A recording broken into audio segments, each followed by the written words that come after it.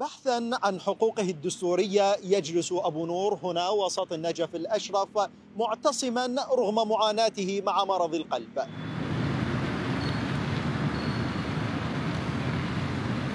على فراشه البسيط هذا يجلس أبو نور معتصما، وهو مواطن عراقي من أهل المحافظة، أب لعائلة من 4 أفراد تسكن العشوائيات، خرج للمطالبة بحقه من ثروات البلد وفق ما نص عليه الدستور. كما يقول: متزوج، عندي 3 أطفال، 2 ولاد، ابني الكبير عمره 10 سنوات وبنتي عمرها 13 سنة وواحد صغير عمره 9 سنوات، كلهم بالمدرسة.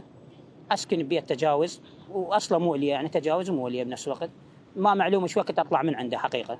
أنا ما أريد جدوى من الدولة أو مساعدة أو ما شاء إكرامية أو ذني الأمور، ما له علاقة بهن.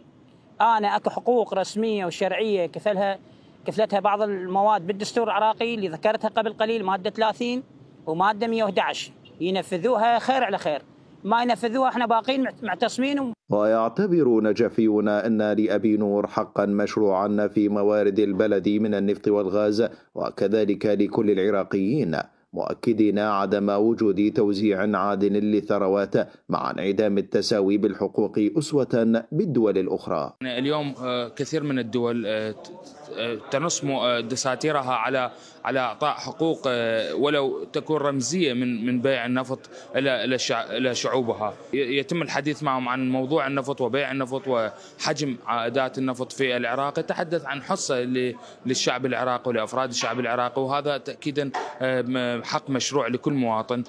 توزيع الثروه بين الشعب والحكومه هو واجب كل الحكومات، لا نقول بنسبه 50%. ويطالب أبو نور كأول مواطن عراقي بحقه من النفط والثروات كما نص الدستور والقانون على ذلك. من النجف الأشرف، محمد الغاربي، وان نيوز.